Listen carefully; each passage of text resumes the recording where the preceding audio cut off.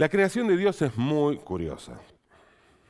Los seres humanos tenemos tantos misterios y tanta necesidad de encontrar las respuestas a esos misterios que somos capaces de hacer cualquier cosa por intentar tener algunas de esas respuestas.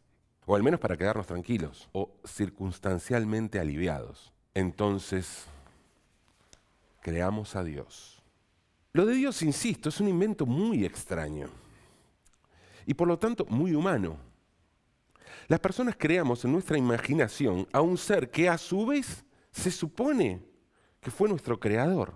Se entiende cómo funciona el asunto, ¿no? Digamos que es como si Mafalda tomara vida y en su devenir existencial tuviera la imperiosa necesidad de inventar a Quino. Pero en ese caso Quino no sería solo el creador de Mafalda, Manolito, Felipe, Susanita, Miguelito, Guille y los demás personajes. Sería además el creador de los Beatles, de Vietnam, del mundo, de todo lo que existe, hasta el Citroën 2CV. Así funciona la lógica de la existencia de Dios. Y así funcionamos los seres humanos. ¿Cómo hizo Dios para crear todas las cosas? ¿Cómo hace para estar en todas partes? ¿Cómo se les ingenia para ver todo, controlar todo, estar al tanto de todo, saber todo? Muy sencillo.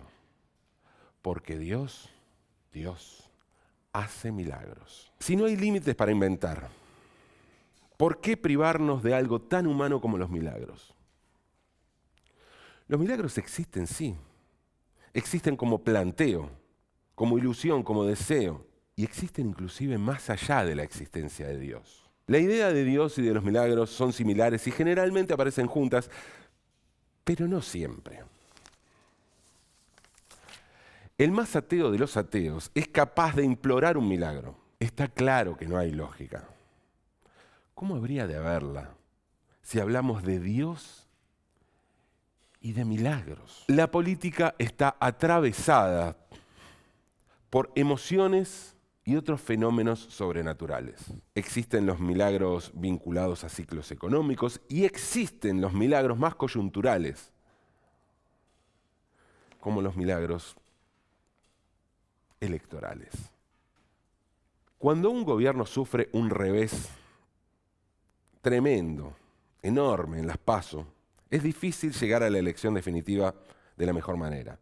Entonces quedan dos caminos: resignación o invocación al milagro. Como la primera opción en política no existe, lo único que queda es esperar el milagro. La consigna sí se puede es la invocación a un milagro. Es la desesperación de la irracionalidad cuando no se puede creer en nada. Sí se puede. ¿Qué se puede? Se puede creer en los marcianos, ser terraplanista, verle la cara a Dios, ganar una elección ya sentenciada. Cuando se dice sí se puede, se está apelando a lo irracional, a lo imposible, se está pidiendo un milagro. Ojo, no está mal pedir un milagro, ¿eh? No está mal seguir teniendo convicciones, aun cuando todo parece perdido. No está mal ni la terquedad, ni la fe, ni los ideales. Y está muy bien seguir vinculando a la política con el deseo, con las ganas, con aquello en lo que creemos. El problema es justamente ese, que no es el milagro, no es la fe, no son las ganas. Es la política. Es la política, estúpido. Es la política estúpida. Es la política estúpida. Es la política. Es la política estúpido. Es la política estúpida. Es la política estúpida. Es la política. Hola y bienvenidos. Esto es La Política. ¿Cómo va? Bien, Euge, muy bien. La verdad que me gustaría saber qué pasó esta semana pasada. Bueno, sí, esta fue una semana rara. rara. Sí, rara porque pasaron cosas y eso no sería lo raro, sino que hubo 3 marchas, una por el cambio climático, otra para pedir por el aborto legal, seguro y gratuito y otra en apoyo al presidente Mauricio Macri para pedir su reelección en el barrio de Belgrano. ¿Vos me estás diciendo que hubo gente que salió a la calle para pedir la reelección de Macri? ¿Eso es así? Sí, no tanta, pero hubo. Hubo gente que se convocó en Barrancas del Belgrano. Bueno, mejor dicho, que fue convocada por el mismo presidente y su equipo bajo la consigna "Si se puede". ¿Así? Sí se puede. Suena como... no Bueno, sé, ellos en mucha realidad convicción. después corrigieron Ah. y convocaron bajo la consigna "Sí, se puede". Ah, le metieron tilde. Claro. Ahora, pero sí se puede qué. Pues yo no entiendo. Es una consigna medio rara y aparte me parece que no está bien enunciada para su público, ¿no? Le tendría que poner un sorry. Sorry, sí se puede. Ahí me parece que iría mejor para los chetos que convocan en esta marcha del orgullo macrista o marcha del orgullo cheto o carapricho del orgullo cheto o chetos con picheto, algo así, ¿no? Sí, por eso te digo que fue una semana rara. Cambiemos ganó en la provincia de Mendoza con el radical Rodolfo Suárez, que sacó el 50% de los votos frente a la kirchnerista Fernández Sagasti, a pesar de que ella había ganado de forma apretada, pero había ganado en las PASO. O sea que de esta manera Mendoza ya le está peleando cabeza a cabeza a Córdoba por ser la provincia más gorila del país. ¿Sería algo así como un gorilismo Malbec? Algo así. Sin embargo, creo que hay que tomar nota de lo que está pasando, porque Cambiemos ganó en Mendoza, ya lo dijimos, 50% frente a 35% de los votos que obtuvo Fernández Sagasti, en la misma semana en la que se conoció que en el país el 37% de la población es pobre. Esto quiere decir 1 de cada 3 argentinos. Pero, a ver, gana Cambiemos cuando se conocen que los datos de pobreza son alarmantes. Más allá de las elecciones, te puedo contar que esta semana sí hubo buenas noticias, como por ejemplo la marcha por el pedido de políticas en contra del cambio climático. Esto sí es una agenda urgente, aunque nos quieran hacer creer que no. Sí, hubo miles de jóvenes que marcharon a Plaza de Mayo. Hubo mucho más convocatoria que en Belgrano. Lo que pasa es que tuvo mucho menos prensa esta marcha por el cambio climático protagonizada por miles de jóvenes, insisto, ¿no? Sí, miles de jóvenes que exigen medidas urgentes contra la deforestación, el monocultivo, los transgénicos, la emisión de gases y la industria alimentaria, entre otros reclamos que apuntan a preservar las condiciones del planeta un poquito más allá de octubre. Sí, más allá de octubre, pero tampoco mucho más allá, porque si va mucho más allá no va a haber planeta sobre el que pensar, ¿no es cierto? Lo que dejó claro este tema del cambio climático, que aquí no parece haber grieta, sino Greta.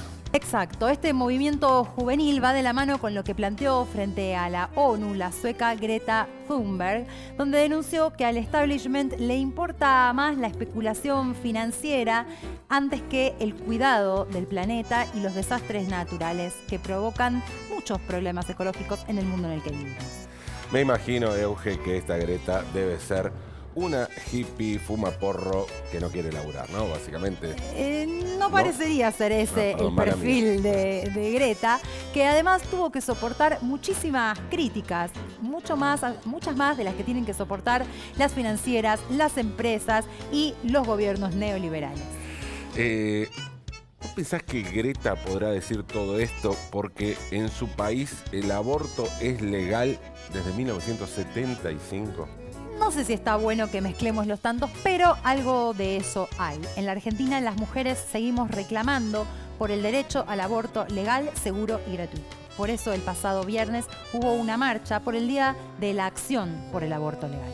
Sí, ese mismo viernes 27 se presentó ante la Corte Interamericana de Derechos Humanos el caso de Lucía, una nena de 11 años en Tucumán que fue violada y embarazada por el novio de su abuela.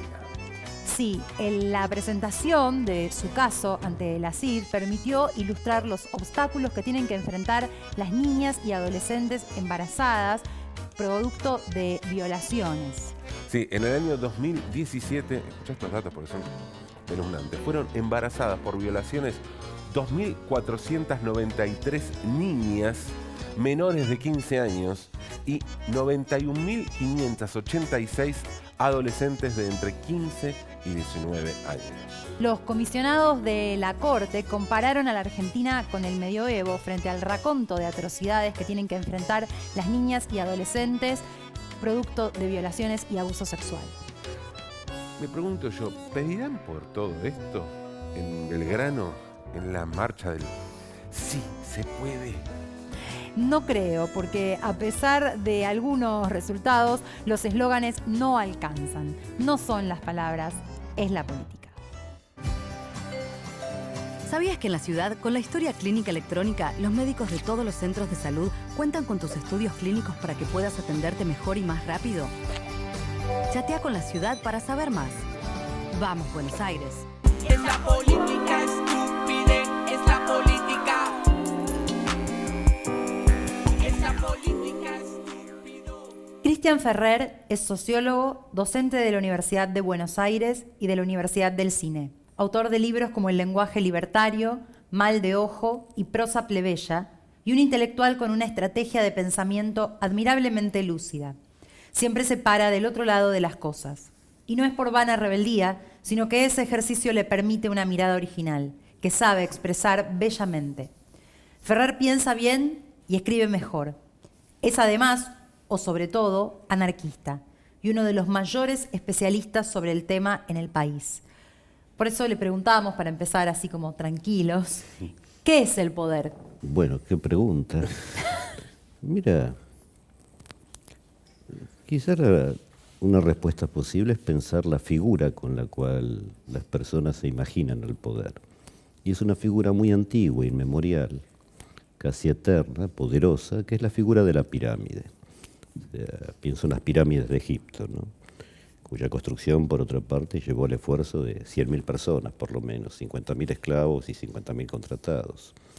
O sea, la pirámide es la forma en que la gente mira al poder, es decir, hacia arriba, a un vértice, donde supuestamente no, donde están, por decirlo así, los que pudieron llegar, lo que suele llamarse los ricos, los poderosos, la clase dominante, en fin, los privilegiados, que por otra parte exhiben ante la base social que rodea la pirámide todos sus lujos, sus bacanales, sus pertenencias, en definitiva, y su poder cuando es necesario. La figura de la pirámide es concéntrica, es decir, obliga a todo el mundo a concentrarse en torno a ella.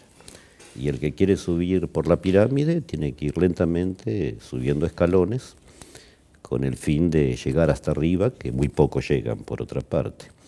Es decir, que la única forma con que las personas piensan en cambiar el poder es ascendiendo a la pirámide, pero al ascender a la pirámide se transforman en el poder mismo, es decir, como el esclavo que derroca al rey se denomina a sí mismo rey nuevamente y alguien tiene que trabajar, que lo que están en la base de la pirámide la sostiene. O sea, es concéntrica, es vertical, el movimiento es ascendente. Creo que solo Kafka imaginó la pirámide invertida, es decir, hacia el infierno, como hueco. Entonces las personas están acostumbradas a pensar ese poder no solo como inmemorial, sino como indesafiable, de alguna forma. ¿Y es indesafiable? ¿Se puede desafiar ese poder? A esa imagen no, solo se puede seguir el mismo camino instituyente que siguieron los anteriores. La pregunta principal en realidad es ¿por qué los que no tienen el poder o los que no están en el vértice de la pirámide quieren ocuparlo? Y la respuesta es sencilla, porque no tienen el poder y lo quieren.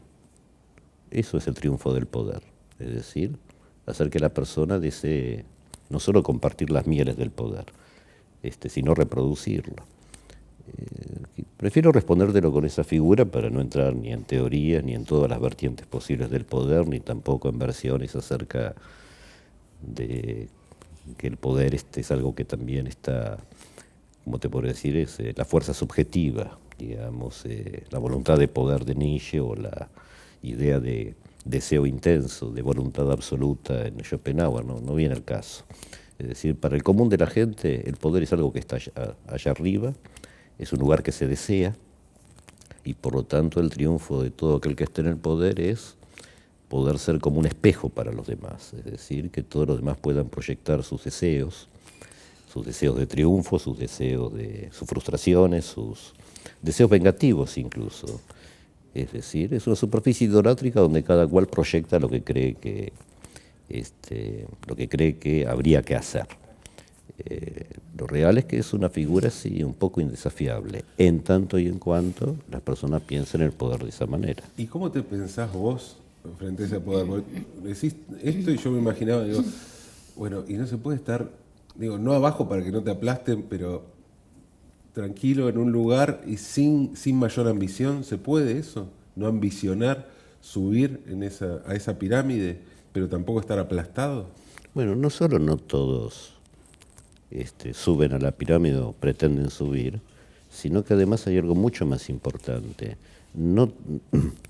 La pirámide necesita ser concéntrica, es decir, lograr que todo el mundo se concentre en torno a la pirámide. Pero no todo el mundo lo hace, ni tampoco los que detentan el poder son capaces de controlar todo el espacio social. Dicho de otra manera, así como en el pensamiento liberal, supongamos, hay un origen de los tiempos en donde de a poco, y muy lentamente, pero sin solución de continuidad, cada vez más el espíritu de libertad va siendo ampliado y consiguiéndose más derechos y más libertades cotidianas, hasta que al fin se llegaría a un estadio de buena convivencia y donde el Estado derramaría, o el mercado derramaría bienes sobre la población. Y así como en el pensamiento marxista hay en el origen, bueno, comienza la explotación. La historia sería la historia de la lucha de clases y tarde o temprano todo esto va a desaparecer en el comunismo. Y yo pienso que ninguna de estas dos versiones es interesante. Es decir, el poder hay que pensarlo en términos de adentro y afuera. O sea, un Estado no controla todo el territorio ni todas las conductas. Pretende hacerlo, pero no puede.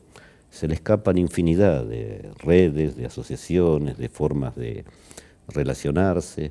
Eso significa que el Estado lo que trata es de que todo el mundo esté en un adentro. De allí la metáfora de la inclusión. Hay que incluir dentro de un sistema piramidal que excluye. Ahora bien, sí, lo digo directamente, es una metáfora con la cual yo no la entiendo ni me resulta, ya sé que quien la dice está mintiendo. No mintiendo porque quiera mentir, sino porque se miente a sí mismo, sobre lo evidente. Es decir, hay una afuera y una adentro. Y generalmente todas las personas estamos un poco adentro y un poco afuera.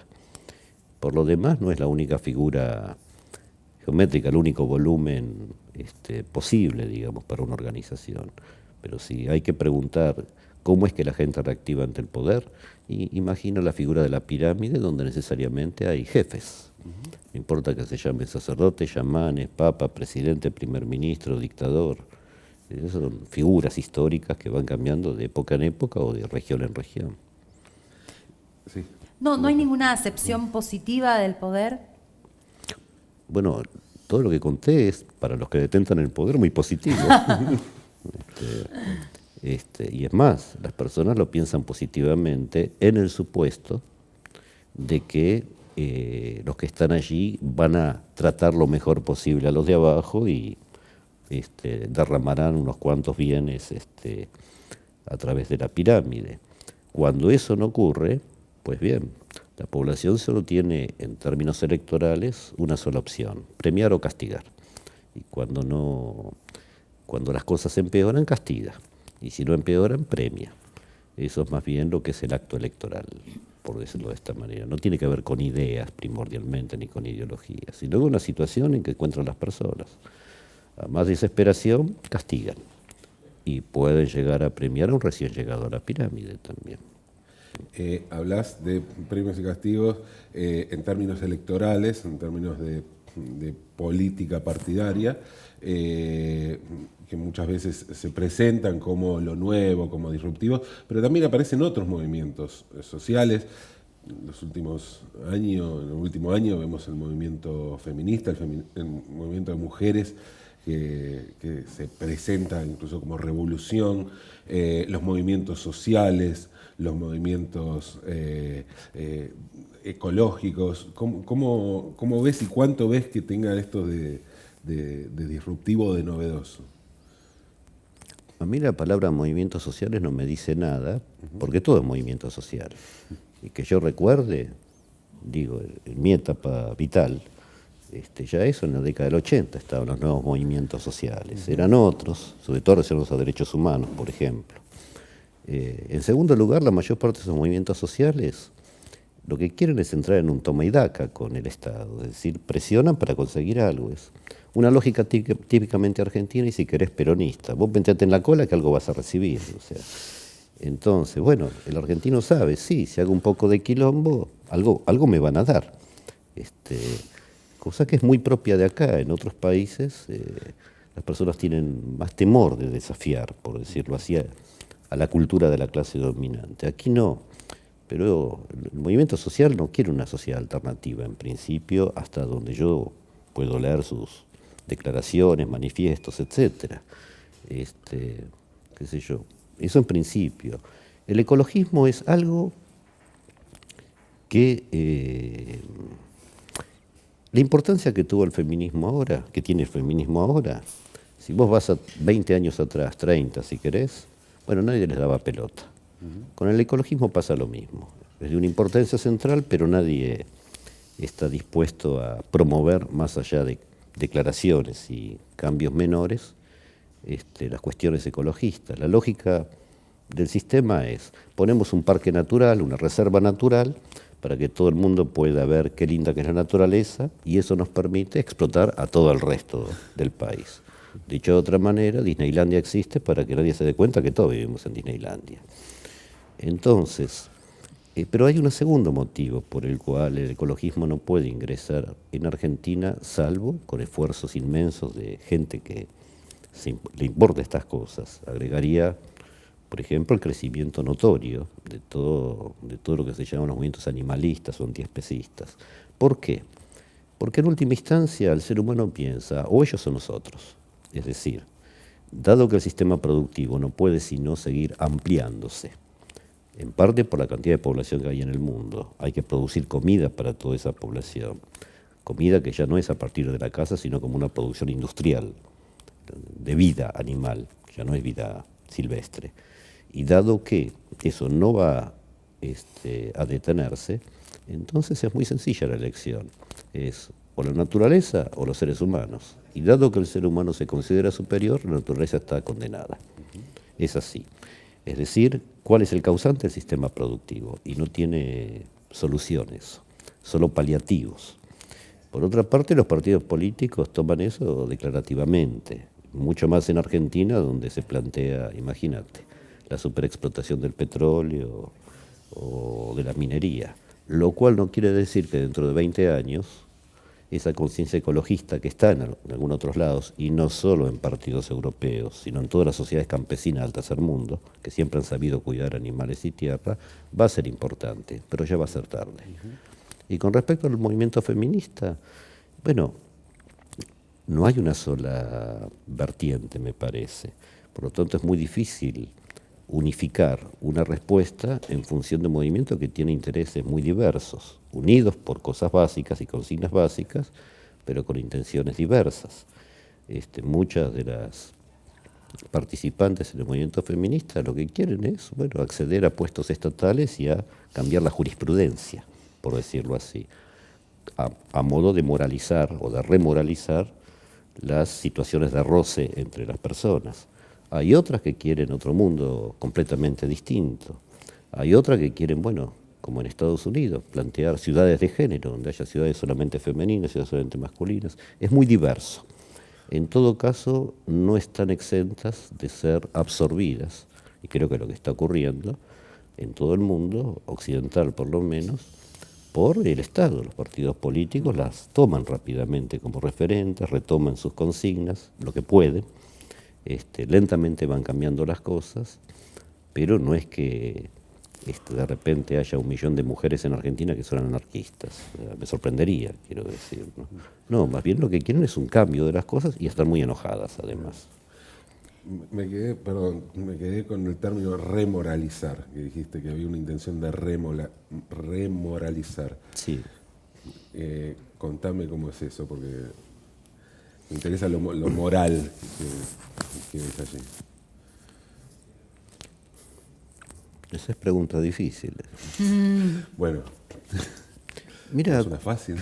mira, cuando yo era chico, quizás se pueda expresar así, cuando yo era chico había claramente una rebelión, casi parricida se diría, contra la moral de las generaciones anteriores. ¿Quién te moralizaba?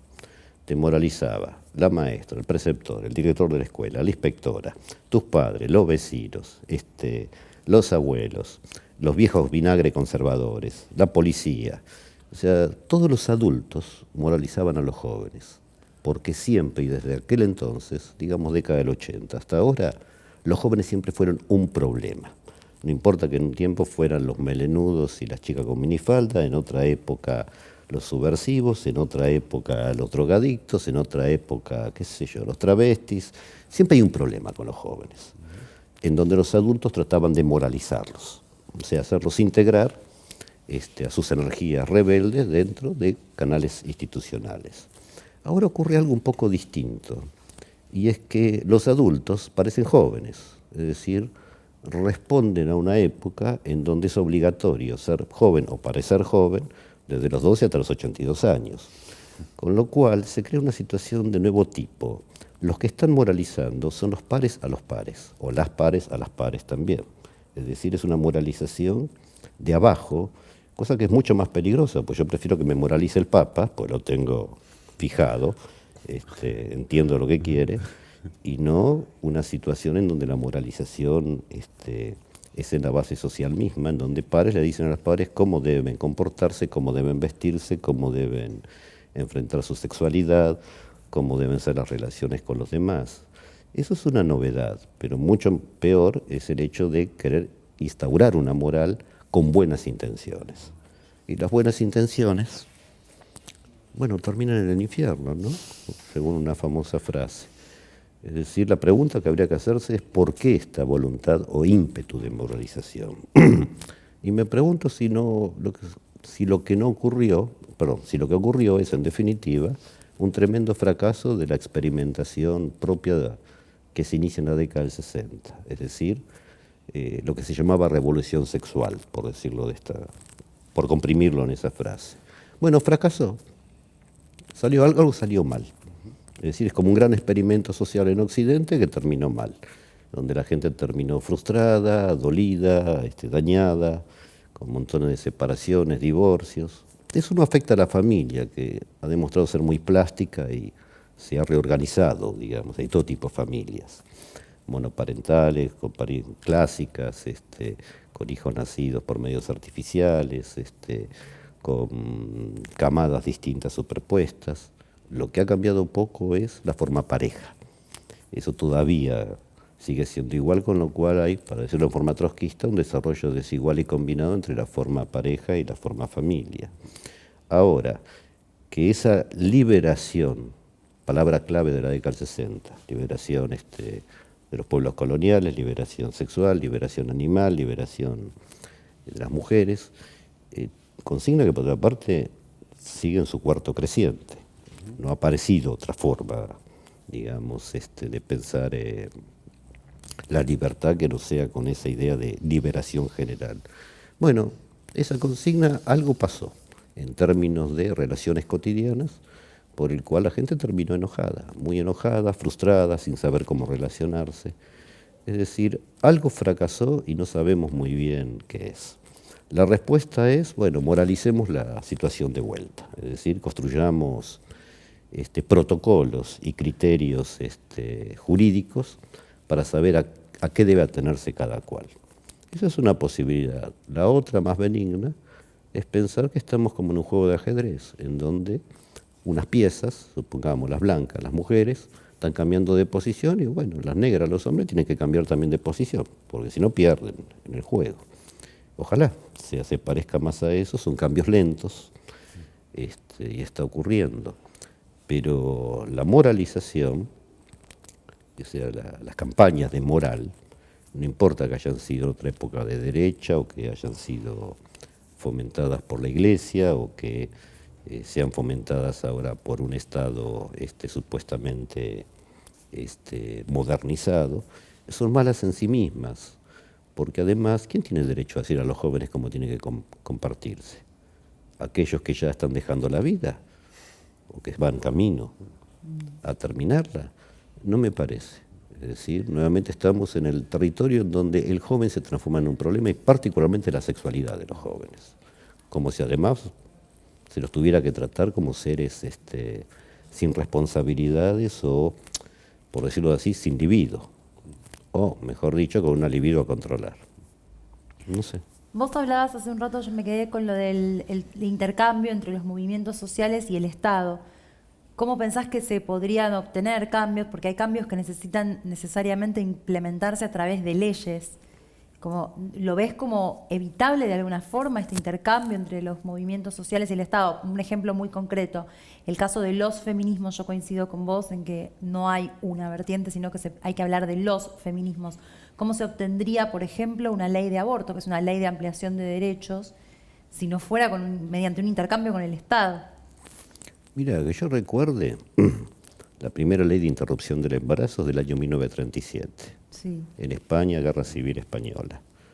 Sí, en la República la mayoría no quería. La ministra de Salud, primera ministra española anarquista, decretó interrupción del embarazo voluntario y gratis en todos los hospitales públicos de la zona republicana.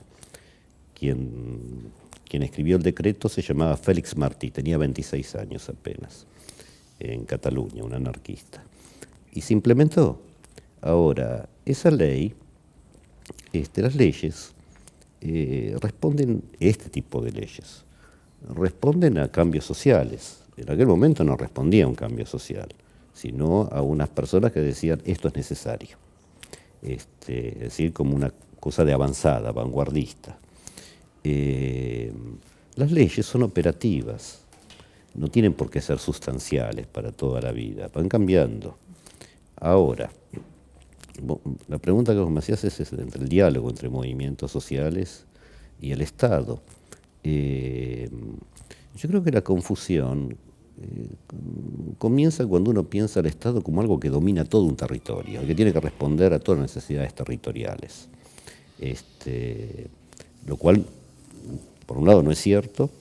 Por otro lado, lo malo está en pensar que las cosas cambian por leyes jurídicas. En todo caso, las leyes tienen que ver con los conflictos sociales, que ahí tratan de articularlas, de ordenarlas.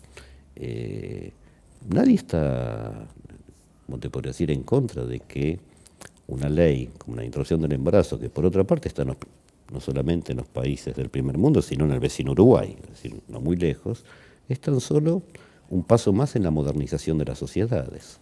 Si aquí no salió es porque tenemos un papa argentino, es decir, las feministas tienen la mala suerte de que les tocó un papa argentino, o sea, no una reina de Holanda, no 2 campeonatos mundiales de fútbol, sino un papa, que es como una traba, por decirlo de esta manera.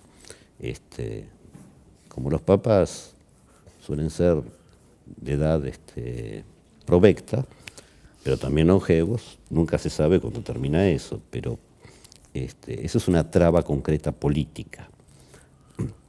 Ahora, nadie está en contra de ese tipo de leyes, pero las leyes son imposibles si no hay una conciencia social previa, una especie de cambio cultural que permita que una presión tal, bueno, llegue al Parlamento, por decirlo así. Ahora, las negociaciones entre movimientos sociales y Estado tienen como función conseguir algo, no tienen otra función. Y, eso sí, también conseguir que los líderes de todos estos movimientos sociales tengan puestos en el Estado, porque todo lo que no se dice, y conviene decirlo, y no hay puestos para todos. Estamos hablando de 1.000, 2.000, 5.000, 10.000 puestos, no de un movimiento social de cientos de miles de personas, con lo cual se reproduce nuevamente el esquema general. Dicho en otras palabras, lo que hay que pensar es cuánto hay de narcisismo en los líderes y cuánto hay realmente de creencia en lo que proponen. Las creencias cambian, el narcisismo no. Cristian, este programa se llama Es la Política y siempre para cerrar preguntamos justamente por el título del programa. Arrancamos preguntándote por el poder y te preguntamos para terminar, ¿qué es para vos la política? ¿La política? Bueno, si vos me preguntás por la política en Argentina... La política más allá de aquello que se llama política institucional, la política. Pongámoslo al revés. Sí. No hay frase más bastante habitual en Argentina y en mi opinión desagradable que cuando la gente dice todo es político. Va la gente. En la Facultad de Ciencias Sociales decían, Juan, todo es político, con lo cual nada es político al ser todo. Bueno, esa ambición de totalización es un problema de gente que tiene en la cabeza teorías. Después en la práctica la gente hace política, llamémosle así, es decir, tiene relaciones con el poder o se empodera, como se dice ahora, como puede, y de acuerdo a otras reglas, no la que dicen los libros, la que dice Laclau, Judith Butler o quien esté de moda. En segundo lugar, no todo es política, ¿no? Hay todo tipo de vínculos sociales, de organización, de redes, lo que yo llamaría redes de vínculos confiables con las cuales la gente vive, porque si no existieran esas redes de vínculos confiables, bueno, dependeríamos de si el Estado tiene dinero o no, si te quiere dar o no. Eso es lo que hace sostener a toda una base social. Las redes de vínculos sociables, de vínculos confiables, no son solamente amistosos. Puede ser una tercera persona que no conoces, pero que otro la conoce y que te ayuda. Es decir, en otras palabras, hay una organizatividad social que después, claro, el Estado trata de capturar hacia arriba, sobre todo a través de sus líderes. Pero no diría que esas redes son políticas. En principio, ¿qué es lo que son? Son generosas, son necesarias, salen de casi diría del amor de la gente, entendiendo amor por la compasión, por ayudarse mutuamente. La política entonces está a las antípodas de la generosidad y del amor. Perdón, pero si vos conocés un político generoso y amoroso, y que no sea solamente kissy love, bueno, decímelo, ¿viste? La política es lucha, es conflicto. La política, como la entienden ellos, es lucha, conflicto, ocupación de poderes, repartición de puestos entre familiares, centenados y, bueno, con los cuales se negocia por el poroteo. Y si lindos son los que luchan, tenemos unos políticos bastante feos, te voy a decir. O sea, no inventemos ni embellezcamos a una práctica que, en el mejor de los casos, es sensata, en el mejor de los casos. Y si no, nos encontramos ante clases políticas que no están a la altura del país. Hay que pensar que este país, por lo menos desde que volvió la democracia, y uno puede ir antes también, ha probado de todo. Ha probado todo tipo de sistemas, de políticas económicas, de organizatividad, para arriba, para abajo, para el costado, para acá, de izquierda, de derecha, peronista, no peronista. Ninguna funcionó. Y nadie le pide responsabilidades a toda esa gente. Después de todo, Menem es senador, ¿no? Gracias, Cristian. Bueno. Muchas gracias. Nos encontramos nuevamente la semana que viene, Pablo. Sí, claro. Esto es la política.